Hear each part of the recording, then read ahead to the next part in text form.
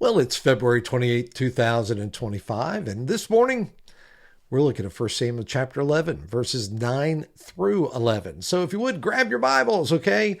And let's open up and take a look at what the text has to say. And this is what we read.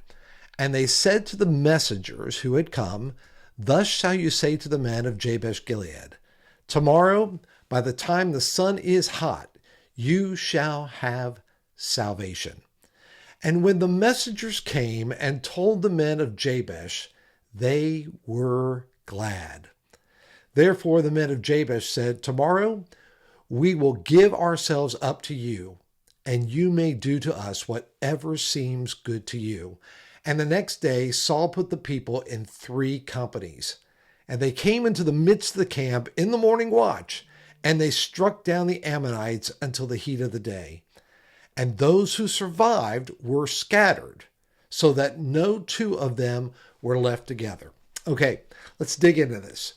Once Saul had gathered the army, he sent word to the desperate men of Jabesh-gilead that their salvation was near. Now, this was not an empty promise, or was it wishful thinking? It was the confidence of a man led by the Spirit of God. So Saul didn't just rally an army, he gave them assurance of victory before the battle even began. And the people of Jabesh, who had been preparing for surrender, suddenly had hope. Now, the battle plan was strategic. Saul divided the army into 3 groups and attacked during the early morning watch, catching the Ammonites off guard. So this was not only a display of military wisdom, but also of God's power at work.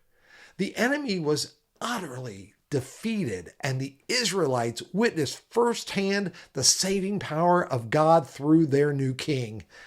And what had begun as a crisis, well, it turned into a triumph because of faith-filled action. So when we trust in God's promises, we can walk in confidence even when victory seems uncertain.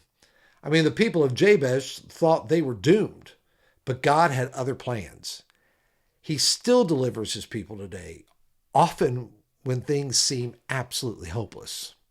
So let me ask, when facing difficulties, do you trust that God can bring victory?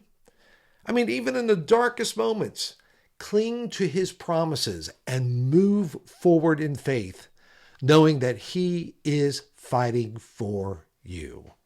Well, God bless you, and thank you so much for joining me today. Also, if you haven't yet subscribed to the channel, I hope you'll do that. But most of all, I hope you have a great day. We'll see you again tomorrow. Take care.